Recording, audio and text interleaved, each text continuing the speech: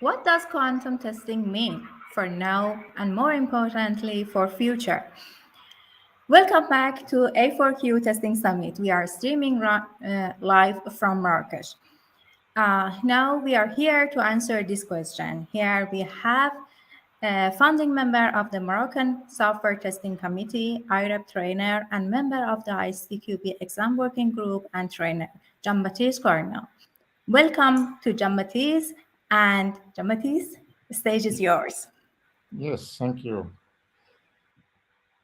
Hello to everybody. I'm very pleased to be back on the A4Q World Congress for the following of my last presentation about quantum testing and quantum computing.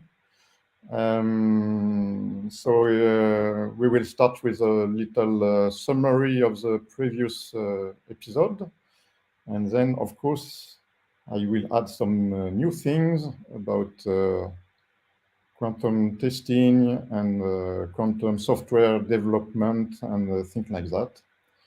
So, like you know, or if you already watched my previous video, I'm not an expert of quantum software, but I'm very interested or curious about this and what it means about testing, of course.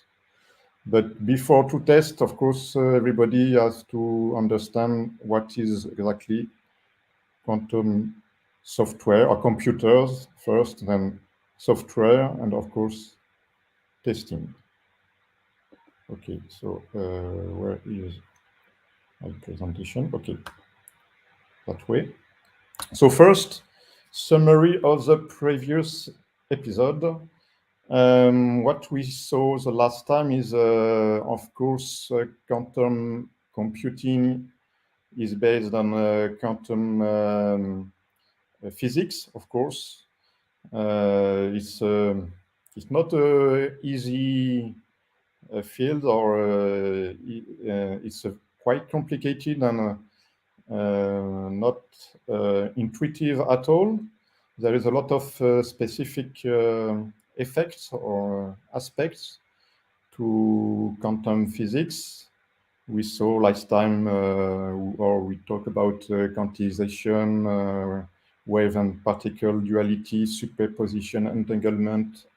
So I won't explain all this again. Just to remember a few points that are very important for quantum computing. The first one is, of course, the basics of quantum computing, and the basics are qubits. It means that in traditional software development, or computers, we use bits, and now, or in quantum software, we will use qubits. And the difference is very important because bits are, as you know, or a 0 or a 1. When qubits are, depends on the nature of the particle, you can use a photon or electron or anything, but these particles have some quantum metrics, and these metrics are not 0 or 1. There are a probability to be a 0 or a probability to be a 1. And it's very important because then you don't have only two values. You have, in fact, an infinite number of values. As you saw on the qubit sphere on the right, 0 is on the top of this sphere, 1 is at the bottom, but at any time, the real value is not known, is between 0 and 1, with a certain probability to be a 0 or a certain probability to be a 1. And then during calculation, this probability will evolve. And of course, it will allow us to make some very complicated calculation with only a few qubits. You can, of course, have a lot of information in one qubit. There is some other important things like entanglement, meaning that, like you saw in the previous presentation, quantum particles can be linked together, meaning that when you measure one qubit, so you know that after the measurement, the qubit will be, that at that time will be or a 0 or a 1. There is no more probability. Then the other qubit that is linked to the first one will take the same or the opposite, it depends on the characteristic, but will have also a deterministic value. It means that at the time both particles have a certain probability to be a 0 or a 1 due to superposition. But at the time we measure one, then we also know the value of the other one, even if you have a very, very important distance between the two particles. So there is no delay. It means it's at the same time, both particles take the value you measure. We won't use this a lot in our presentation, but it's very important for quantum computers. And last point, also very important, that the qubits can be stored or copied, because to store or copy a qubit, you need to measure the value. And when you measure the value, you have no more probability. So you can't copy in between value of the qubit. You can store only 0 or 1, like in traditional computers. So during the calculation, you can have any value, or any probability of a certain value. But when you want to know the value or to copy or to store the value, then you will have with certainty a 1 or a 0. Finally, for the summary part, just to remember that qubits, or maybe I can start with bits, are used with some basic gates, OR gates, AND gates, or NOR gates, or things like that. So it's a logical computation, quite simple, even if you need a lot of bits to, of course, make some great calculations. When for qubits, we use some quantum gates, and those gates can be very different, doing some simple things, like the first one on this slide. You see the X gate that will just transform 1, 0 to a 1 with a 100% certainty. So there is no probability here. We are sure that the value after this gate is no more 0, 0, 0, 0, but 1, 0, 0, 0. But you have some more complicated or more sophisticated gates, like this one, who will reset the probability. And then you have, for each qubit, an equal probability to have or a 0 or a 1. So here you have the 16 possible combination between the 4 bits, and you have an equal probability for each value. It means the qubit register, like a bit register, the qubit register can be any value with an equal probability. And then we use another gate that will transform this in a back to 100% 1001. So that's the way we can use qubits and transform qubits and do calculations with quantum computers.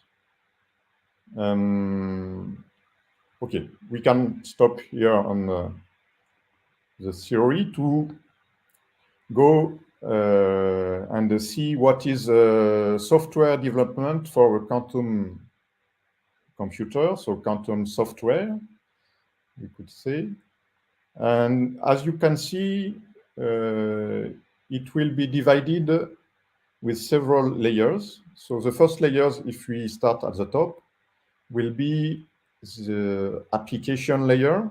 And this is classical software. So this is not quantum software, it's classical software with a classical computer.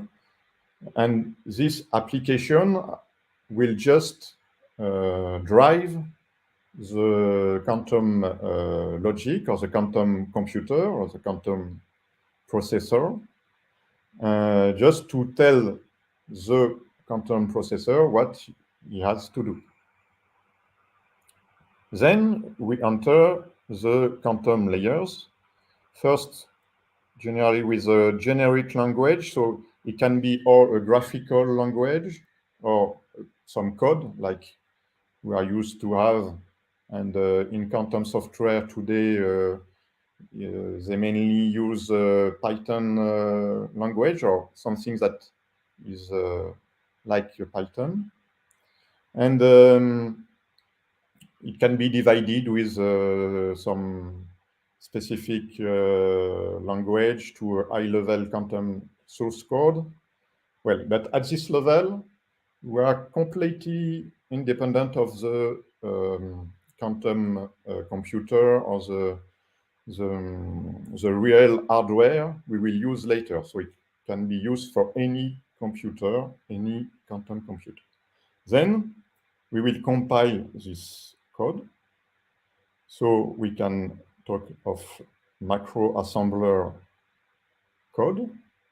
So it's this time we transform that graphical language or code language into gates, quantum gates. In the same way we can, or the compiler can make some optimization, of course.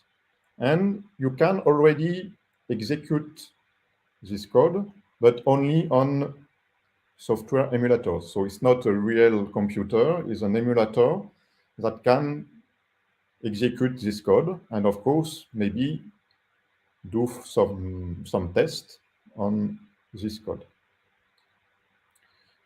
After that, of course, if you want to use some hardware, some real quantum computer, you have once again to transform the code into a hardware-specific source code. We will be able to use this code on a hardware-specific emulator or hardware, so a real quantum computer. We have, like we saw also in our last, or my last presentation, some very different hardware, but of course, this is why we need some specific quantum source code specific to one hardware and not to the other one. Okay, so that's it. That's how we can make some quantum software and execute this software on a quantum processor or computer. How to develop quantum software? You have also several tools. like I said before, you can use a graphical tool like this one, the IBM tool. So you can see the graphical parts here with some gates at the top that you can, of course, put on your qubits, and you can make a chain of gates, and you have already an estimation of the result of what we call an algorithm of gates, or quantum algorithm.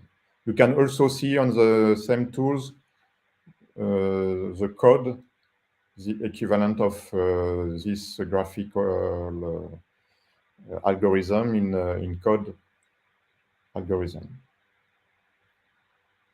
You can see also another tool here called Quirk.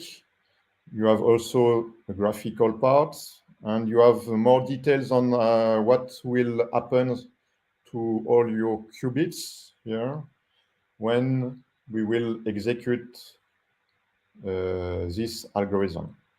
So it's maybe a little bit more detailed on this part, but it's also so it's a free tool, open source tool, but of course, as you can see, the interface is a little bit more basics. That's the IBM one. And here you have some code, like Python code. You can do the same thing, of course, but there is no graphical view. So you create a software or an algorithm, and then you have to compile this, like we saw with the different layers. So you have your initial algorithm, high-level gate code, as you can see, with some basics gates. And the compiler will transform this in a compiled algorithm. So it's still gates, but those gates are already adapted to the hardware you will use later. And by the way, like I said before, it will do some, of course, check a little bit if your algorithm is correct. And also, doesn't mean that it's a good algorithm, but it can be executed in a quantum computer. And also, it can do some optimization if there is some duplicate gates or things like that. You can, of course, optimize the code. Then it's not finished, because after that, you have also to transform this in, well, very physical things like pulses to drive the gates, of course, and transform your qubits through the hardware. Now, we are arriving to the software testing, finally.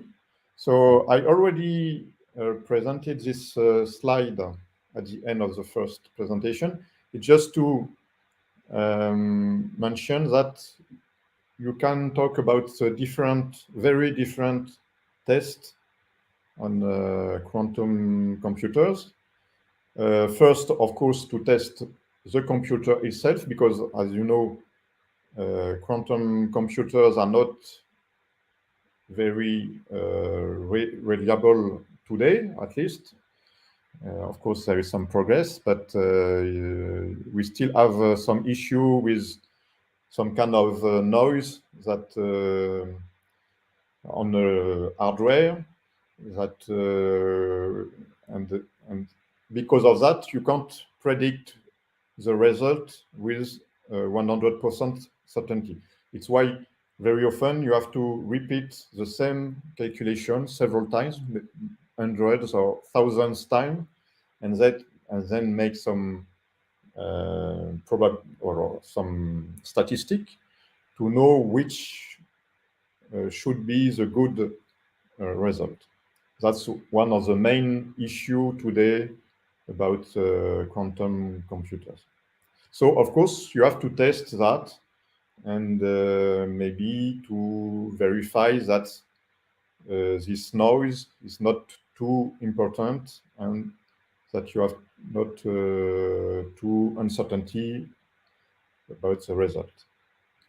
Then you have, of course, the coprocessor controller. So this is the classical part of a quantum computer. So it's classical software, classical hardware, but we needed to control the quantum processor or coprocessor. And you have to test this also because it's quite new, of course, with those computers. The emulator, like you saw before, if you want to test your software on emulators. You have the gates. So each gates and each new gates, because you can create also some gates. It's very complicated, but of course, some experts do this, and you can find sometimes you have some new gates that are published. And of course, once again, you have to test each particular gate. And finally, you have the algorithm, meaning the real quantum software. And this is what we are talking about in the slide after this one. So we are talking about, but like in classical software, verification, validation, black box testing, white box testing. So the same terms, but maybe not always exactly the same thing behind these terms. So first, verification. Verification here is mostly about, are we building the product in the right way? So is the algorithm, your code, or maybe the documentation, are they correct? So you don't know if the result is good or not, but you did things in the right way. And for the first part, we have already some issues because it's quite difficult to detect some defects when you watch a big quantum algorithm with a lot of gates, very complicated gates, with some linked effect between qubits or between gates. So to find a defect may be very difficult if you just watch maybe the graphical algorithm. So it's not easy. Maybe sometimes you can look a specific part of the algorithm. You can still find some big mistakes or big defects, but it's not so easy, not as classical software. You also have validation. So this time, is, are we building the right product? So is the product working well or doing what we want to do? But there again, we have some difficulties because, well, on the black box testing part, so you just start your algorithm and see what is the result. Then, of course, you will have an oracle issue because quantum computers are so complicated using probabilistic effects that it's very difficult, of course, for a human to calculate the good result. And even for an emulator, if you use a classical computer to do the same thing and try to find the good result, well, it may take hours, days, or even years to have a result. So very often it's not a possible way to make tests. So how to know that we have a good result after a very complicated calculation? On the white box testing, so this time we can maybe execute not the whole algorithm, but only a part of it to detect some defect, maybe just after the first gate or the first two gates, and maybe being step by step to be able to verify the good result, but not only at the end of the calculation, of course. Then you can detect a lot of defects, like a problem on hardware, the quantum noise coming from, well, the environment. Because we can't isolate totally the quantum computer. So everything outside the computer can interfere with your qubits inside the computer. Of course, you can have some issue with compiler or code optimization. Very often, we will try to use some error correction code inside the software, but there again, you may have some defects. And also, a very important part is the data preparation. So you can fix the value at the beginning of your algorithm. So we know how to do that, but when here also you can have some issue or defects and have some bad data at the beginning of the calculation. So that's what I already explained, but white box testing, so we can talk about debugging. The issue is you can't start an algorithm, stop, have a look to the values, and then restart your algorithm to go to further with the second or another step. Because when you stop and when you check the value, you do a measurement, and as we know, with a qubit, you have no more probability. You fixed every value. And that's not the way it works during calculation. During calculation, we need to have this probability aspect of qubits. So once after your breakpoint, we could say, then you can't continue. So you are the only way to continue is to restart from the beginning and define in which step you want to stop, and maybe have a look to the values. But then again, you have to restart from the beginning, and so on. So it's not like classical software. And of course, it's not so easy to debug step by step.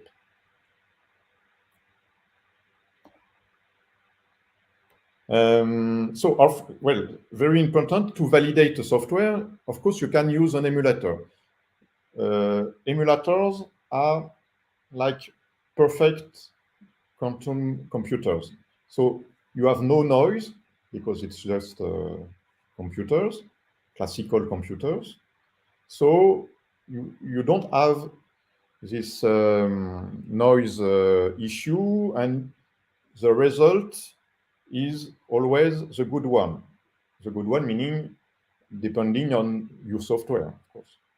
And so you don't have to execute several times the same algorithm and do some statistics to know which is the result of your algorithm. You execute one time and you have a result, the good result. And then you can also make some interactive debugging because it's an emulator, so you can stop it at any time, have a look to the values, and then continue. But of course, emulators can't do the same thing that quantum computer, or yes, they do, but with much more time. So when you have a few seconds on quantum computers, you may have hours, days, or years of calculation on the classical computers. So you can't use emulator on every software, quantum software, of course. You can only use it on very small software or just on the part of the software. But of course, it's a good tool to debug or to test some parts of the software. So software testing about quantum computers is, of course, very new. People are still searching for solutions or how to test. And of course, we try to reuse some known testing method or testing tools. For instance, we can use mutation testing.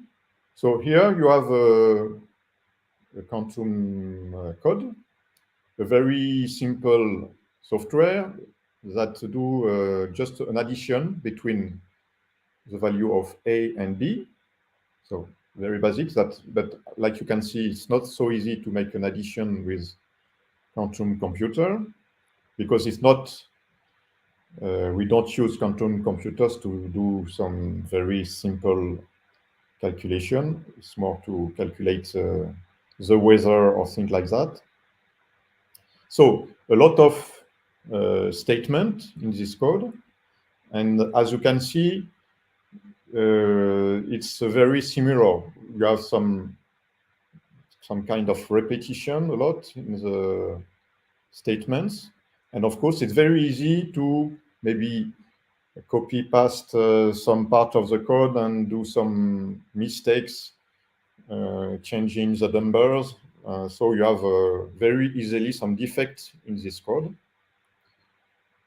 So you can use mutation testing, changing automatically some part of this code, and you then execute the new code and check the result. If the result, of course, is okay, then maybe you have an issue with the software because any change should change the result. If not, then you are able to detect the defect and, of course, fix the defect. So that's a way maybe to test. But once again, this is a very simple example. You can imagine that in a big quantum software, that will be not so easy.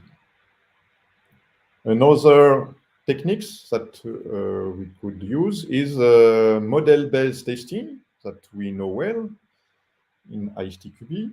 And like you see, you can also represent, it's the same algorithm, once again, to make an addition between two numbers.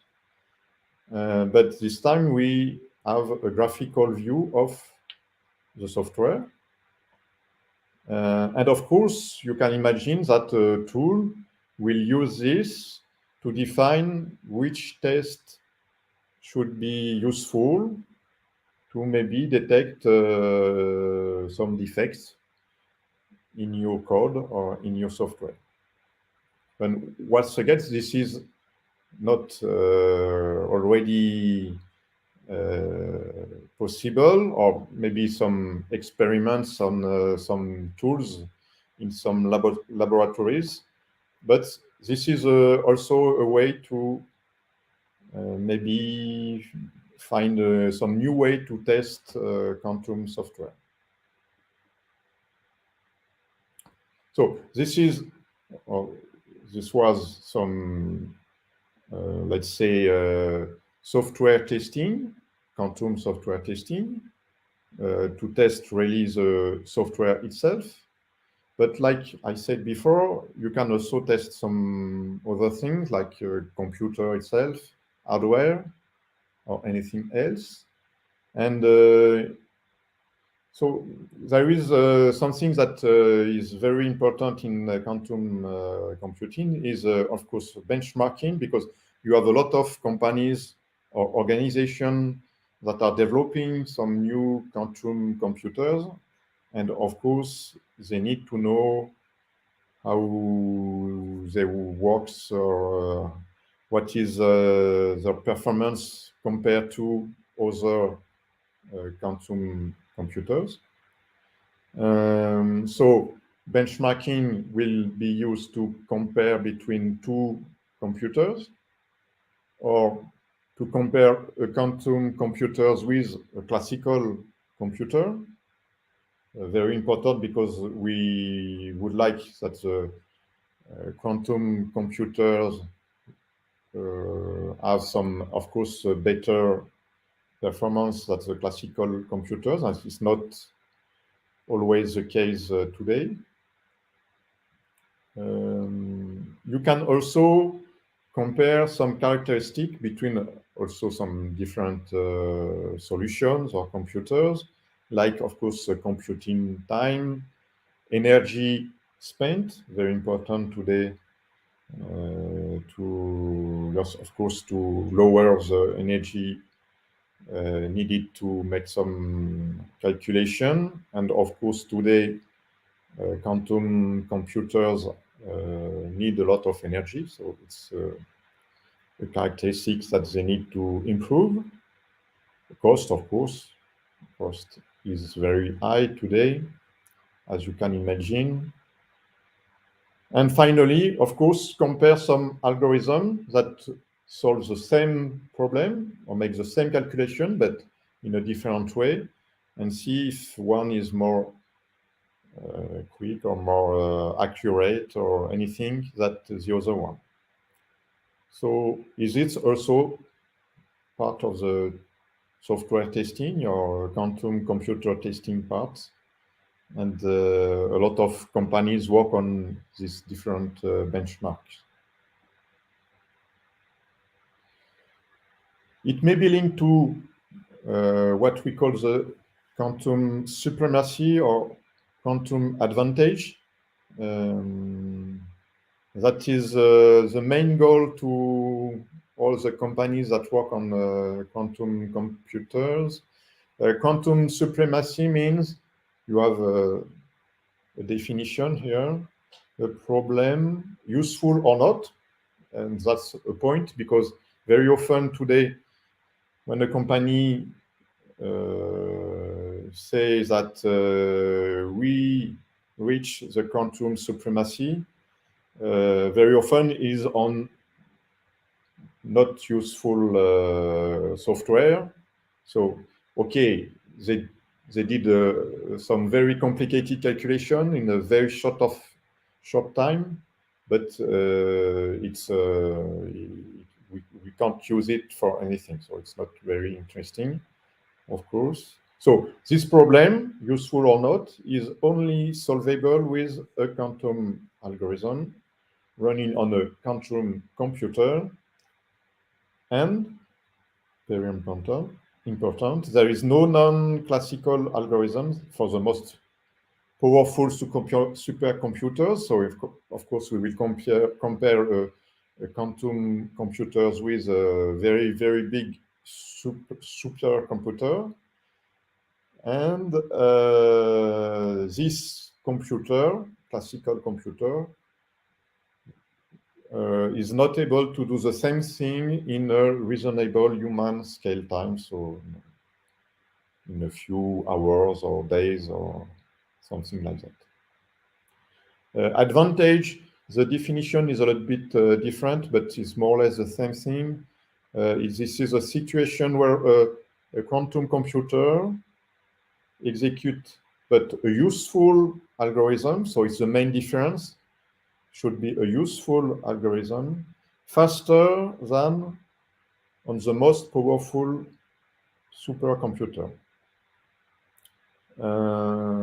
So because you need a useful algorithm. Of course, you can consider that it's more complicated to have quantum advantage on classical computers compared to quantum, what we call quantum supremacy. There is a last point, less important maybe today, but still important. Advantage could be also that a quantum computer consumes less energy than the classical computers for solving the same problem, of course. Because if you compare 1 second on the quantum computers and 1 second on the classical computers, the quantum computers will consume much more.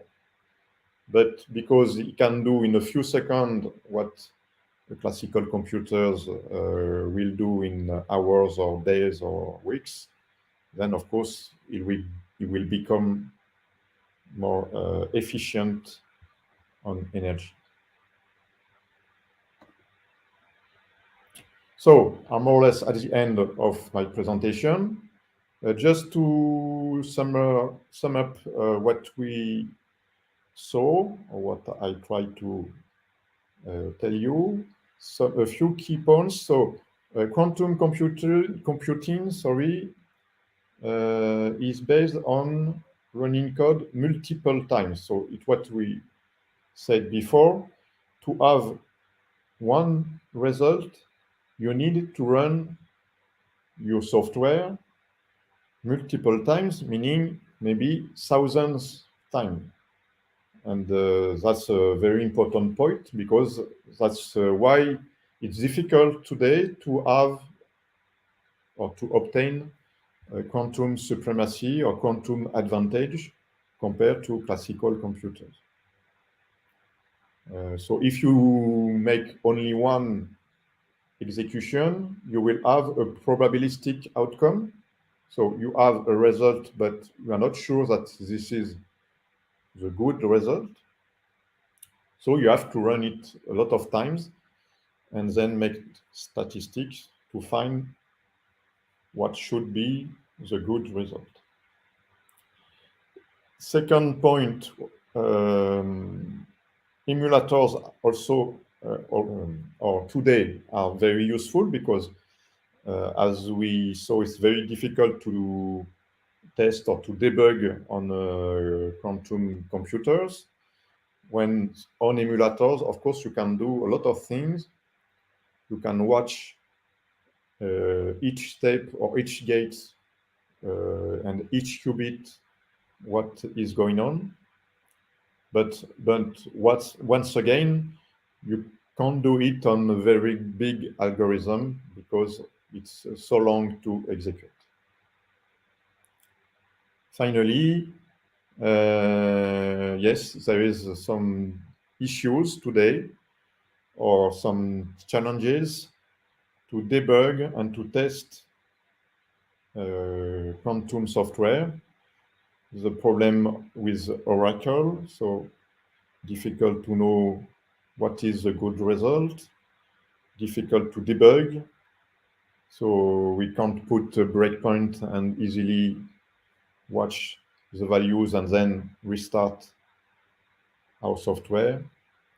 So yes, but a lot of challenge means a lot of things to create, to a new way to test, some new tools. So maybe not for the months or years coming, but or maybe in a few years it should become a new field in software testing. So we have to look at this, and like often, maybe also it will develop some new tools that maybe we will be able to use also for classical software or classical computers. To finish, of course, some references. My presentation is based, mainly on Understanding Quantum Technologies by Olivier Ezrati, a very big book with a lot of information. You have some very detailed parts. Maybe you need some good knowledge in mathematics and physics, but also some more easy parts. And yes, very interesting. I use also an article by Macario Polo Uzalo. I hope that is a good pronunciation. So it's a short article about quantum software testing. You won't be able to find a lot of articles on this matter, of course, but it's starting, so people are searching solutions. So it's a good way. I put also Qiskit. You can use this to make very easily your first quantum software with some free tools. You can execute it on emulators or even on real computers, quantum computers that are, of course, online, proposed by Google's or Amazon or big companies.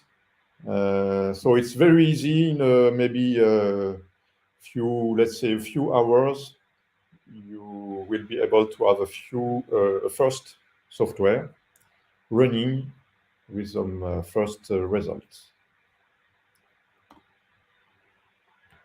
Thank you. That's it for me. I have no idea about the timing, if I'm short or not too long. I don't know if there is any question. Thank you very much, Jean-Baptiste. It was interesting. Should we wait for part 3 in next summit? Maybe. Good. It's always a pleasure.